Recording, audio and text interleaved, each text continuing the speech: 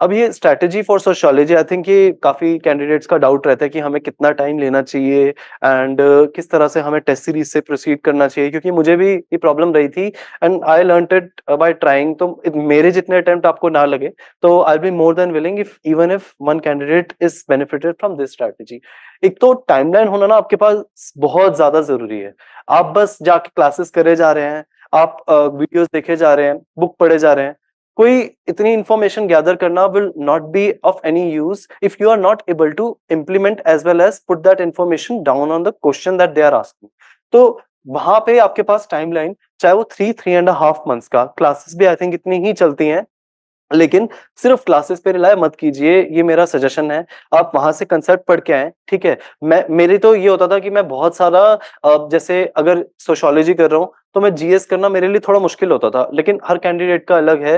वो time divide करके चलते हैं अपना कि कुछ टाइम सोशियोलॉजी पढ़ेंगे, कुछ टाइम हम जीएस पढ़ेंगे। तो आपके ऊपर है वो, आप इसको अपने अकॉर्डिंगली थोड़ा सा बढ़ा भी सकते हैं अगर आप जीएस भी साथ कर रहे हैं। बट इतना बेयर मिनिमम आपको चाहिए, क्योंकि इसी के बेसिस पे ही आपका सिलेक्शन होगा, और इसी में if you are able to score 300+ ना, तो आप डेफिनेटली टॉप सर्विस जो आप चाहते हैं वो आपको मिल पाएगी। इसमें मैं ये सजेस्ट करूंगा कि आप 2 मंथ्स पेपर 1 के लिए लीजिए, ठीक है, क्योंकि आपके अगर पेपर 1 के कंसेप्ट प्रॉपर क्लियर हो गए ना एक बार, तो पेपर 2 बहुत इतना डिफिकल्ट नहीं है। मतलब उसके आपका चीजों को रिलेटेबल है बिकॉज इंडियन पर्सपेक्टिव से है, बस थिंकर्स थोड़े से मुश्किल होते हैं जो एक बार आपका आई थिंक सर भी क्लियर कर देते हैं और आप खुद से भी थोड़ा सा क्लियर कर पाएंगे। 1.5 मंथ में पेपर 2 कंप्लीट कीजिए। इसके अंदर क्लासेस एंड फर्स्ट रीडिंग और अपने नोट मेकिंग साथ साथ होना चाहिए। ऐसे नहीं कि आप बहुत ही एम्बिशियस चल रहे हो कि नहीं नहीं मैं अपने सारे नोट्स कंप्लीट कर लूंगा, थिंकर्स भी कर लूंगा। थोड़े से एक रियलिस्टिक टारगेट बना के चलो। मैंने ना अपने टेलीग्राम पे एक वीकली प्लानर आपके साथ शेयर की है, जैसे टाइनी चेंज का आता है। मुझे भी शुरू में बहुत प्रॉब्लम रहती थी कि मैं बहुत ओवर एम्बिशियस टारगेट बना लेता था। सो आप वहां पे ना अपना वीक में लिखिए कि मेरे को कौन से टॉपिक्स करने हैं अपने, ठीक है। आप उस पे टिक मारते चलिए कि मेरा मंडे को ये हो गया। अगर नहीं हो रहा तो don't go too hard on yourself, और उसी को ही कोशिश कीजिए कि नेक्स्ट डे आप कंप्लीट कर रहे हैं। तो ग्रेजुअली आप रियलाइज होगा कि यू आर मेकिंग सम और अदर कुछ प्रोग्रेस कर रहे हैं। और इमीडिएटली ना आंसर राइटिंग मत शुरू करना। ये एक मुझे बहुत ज्यादा प्रॉब्लम रहती थी। मैंने क्या किया था, शुरू में ही टेस्ट सीरीज में एनरोल कर लिया था, जो मुझे लगा कि बहुत ही मिस्टेक थी बड़ी, क्योंकि इससे आप बहुत डिमोरलाइज होंगे, है ना। तो previous year question as guide prior to starting any chapter, ये एक बहुत इंपॉर्टेंट मैं आपसे के साथ शेयर करना चाहूंगा कि प्रीवियस ईयर ना आपका गाइड है, फ्रेंड है, और उसी के बेसिस पे ही आपको पूरी अपना प्रिपरेशन एंड अपने नोट्स अलाइन करके चलना है। उसमें आप ये वाला आता है, एक मैं आपको दिखा देता हूँ। ये है केबीसी, ठीक है। मुझे ये वाला ठीक लगा सोशियोलॉजी का, इसमें क्योंकि 2 in 1 इन्होंने एक तो टॉपिक वाइज ट्रेंड एनालाइज किया हुआ पहली बात, और ईयर वाइज क्वेश्चन पेपर भी दे रखे हैं जो आपको बाद में जब आप प्रैक्टिस करेंगे तब हेल्प करता है। ओके, सो इसमें ना यहाँ पे इन्होंने जैसे सेग्रीगेट करके हर एक क्वेश्चन को दे रखा है। तो कोई भी आप शुरू कर रहे हैं ना अपना टॉपिक, जिसके भी नोट्स बनाना, सबसे पहले रिवर्स से चलना शुरू कीजिए। जहाँ पे जैसे आप मार्क कर लो कि कौन सा क्वेश्चन आया हुआ है, रिलायबिलिटी से आया है, ओके, किससे आया है, एफजीडी से आया हुआ है, फोकस ग्रुप डिस्कशन जो जैसे होता है।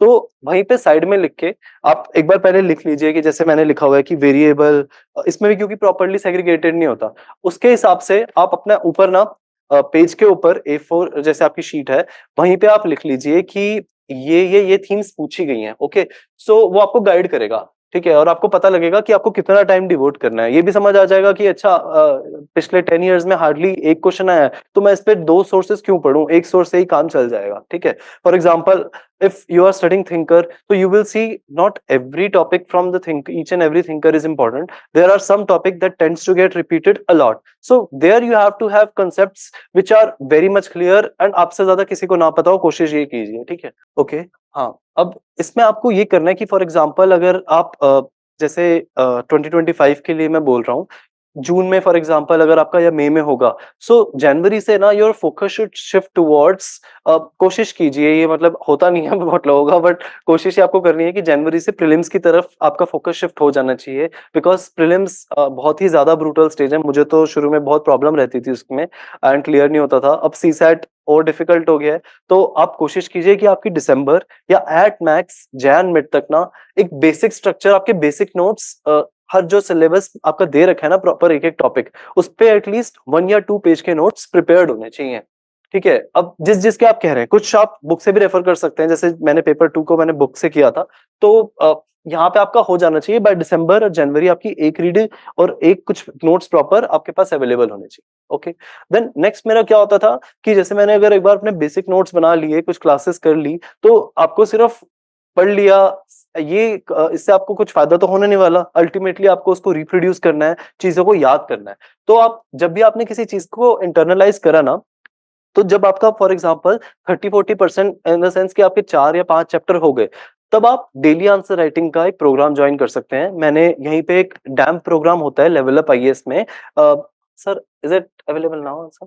अभी भी होता है आई थिंक फाउंडेशन मेंस के बाद, ओके। सो डैम प्रोग्राम मैंने जॉइन किया था, ठीक है? Daily answer writing and mentorship program था, जो मेरे लिए बहुत हेल्पफुल रहा था, क्योंकि इससे क्या होता है, they ask 2 question every day from a topic that they have assigned, और वो आपसे एक हफ्ते पहले आपके पास ना शेड्यूल आ जाता है, तो उसके अकॉर्डिंग ना आप वो वही टॉपिक रिवाइज करो और उसी का आंसर लिखो। सो इससे आपका रेगुलरिटी बनी रहेगी first of all, and secondly आप ये बहुत ज्यादा अपने आप पे प्रेशर नहीं डाल रहे कि मुझे जाके उसका सेक्शनल टेस्ट देना है एंड फुल लेंथ टेस्ट देना है। तो अपना ना थोड़ा सा एक पेस प्रॉपर चलो और अपना खुद के बारे में पता होना चाहिए आपको, यही बहुत ज्यादा जरूरी है।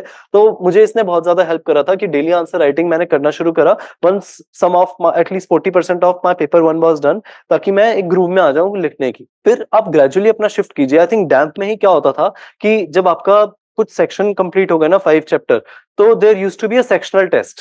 तो इससे क्या होता है, आप सिर्फ ये नहीं कि आप बस आंसर राइटिंग 2-2 क्वेश्चन लिख लिख के काम चला रहे हैं, बिकॉज अल्टीमेटली आपको 3 आवर्स के लिए बैठ के प्रॉपर एक पता होना चाहिए कि एग्जाम लाइक कंडीशन में कि whether you are able to write down the concepts that you have understood and ingrained. आप कर पा रहे हैं, उसको पेपर पे ला पा रहे हैं, वो बहुत ज्यादा जरूरी होता है। तो यहाँ पे सेक्शनल टेस्ट हेल्प करेंगे आपके, ठीक है? और आप आइडेंटिफाई भी कर पाएंगे कि आपके सोर्सेज एडिक्वेट हैं, और जो आपने पढ़ा है is that knowledge fetching you marks, because ultimately आपको मार्क्स फेच करना बहुत ज्यादा जरूरी है ना?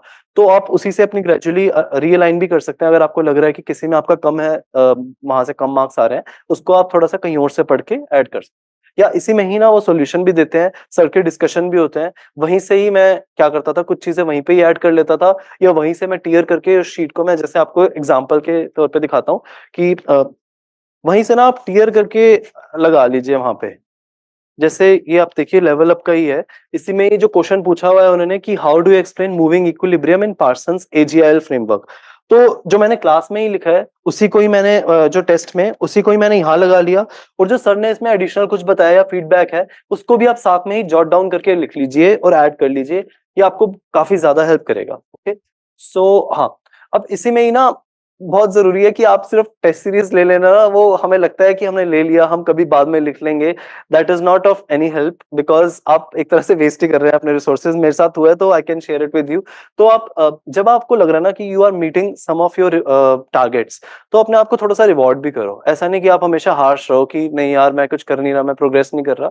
थोड़ा सा इस तरह से कर सकते हैं कि ऐसे नहीं कि मस्ती करने चले गए, दोस्तों के साथ ड्रिंक्स कर रहे हैं या पार्टी कर रहे हैं, उससे आपका ऑफ ट्रैक हो जाएंगे। थोड़ा सा रिवॉर्ड इन द सेंस कि आप कुछ शॉर्ट मूवी देख ली, जैसे कोई एनिमेटेड मूवी, या कोई आपको अच्छी लगती है किस तरह की मूवी, थोड़ा सा वो देख लीजिए, या फैमिली के साथ थोड़ी देर बैठ गए, उनके साथ बातचीत कर ली, डिस्कस कर लिया।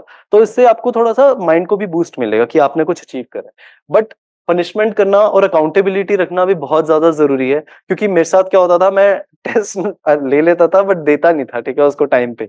तो इसके लिए मैंने क्या करा, अपना ना ATM card I share it to my sister. मैंने कहा अगर मैं टेस्ट नहीं देता ना, उसका मैंने शेड्यूल भी उनके साथ शेयर कर दिया था, तो यू डिडक्ट 5,000 और जितना डिपेंडिंग ऑन कितना टाइम बचा है, तो मैं उनको कहता था कि काट देना ताकि मैं टाइम से टेस्ट दूं, ठीक है? सो ये बहुत ज्यादा जरूरी है। और मेंटर का एंड गाइड का सपोर्ट ना बहुत ज्यादा जरूरी है, क्योंकि कभी कभी आपके नंबर कम भी आएंगे, कभी कभी आपको लगेगा you have hit a road block and ठीक जा रहे हैं हमारे रिसोर्सेज, चलो हमने पढ़ लिया, बट हम we are not able to reproduce that in our test. तब वहां पे I use to discuss it with sir, या आप किसी के साथ भी डिस्कस कर सकते हैं जो आपको लगता है कि थोड़े जेन्युइन है। इससे बहुत हेल्प मिलेगी आपको।